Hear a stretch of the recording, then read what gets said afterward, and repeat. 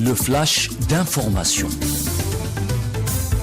Bienvenue à toutes et à tous. Les bureaux de vote à Maurice ouvrent leurs portes aux électeurs aujourd'hui pour les élections générales. Près d'1 million d'électeurs sont attendus pour choisir les 62 députés du Parlement.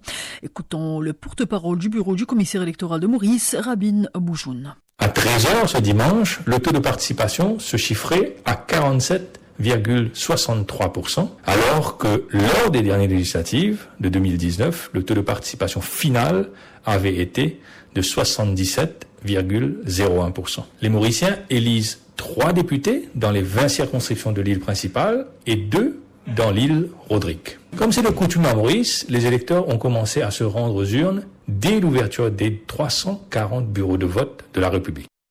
Côte d'Ivoire, l'ex-premier ministre Pascal Affi-N'Guesson, désigné candidat à la présidentielle d'octobre 2025 par son parti.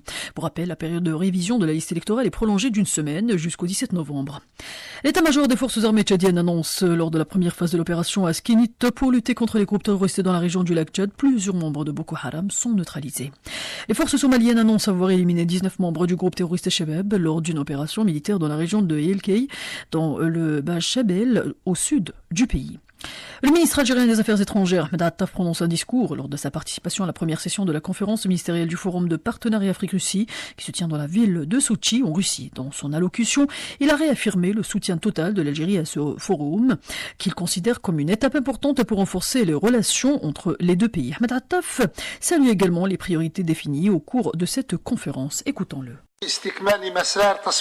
Pour achever le processus de décolonisation en Afrique et l'éradiquer définitivement, il est essentiel de renforcer la coopération dans la lutte contre le terrorisme et les crimes transfrontaliers qui y sont liés. Car ce fléau constitue aujourd'hui le principal défi sécuritaire menaçant la stabilité de l'Afrique.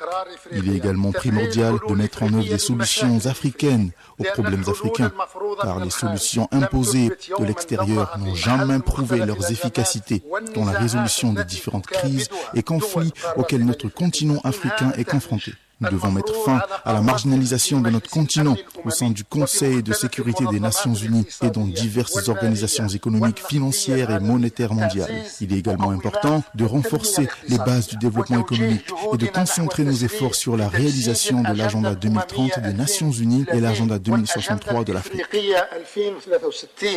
C'était l'actualité éminente jusqu'à là. Merci pour votre fidélité.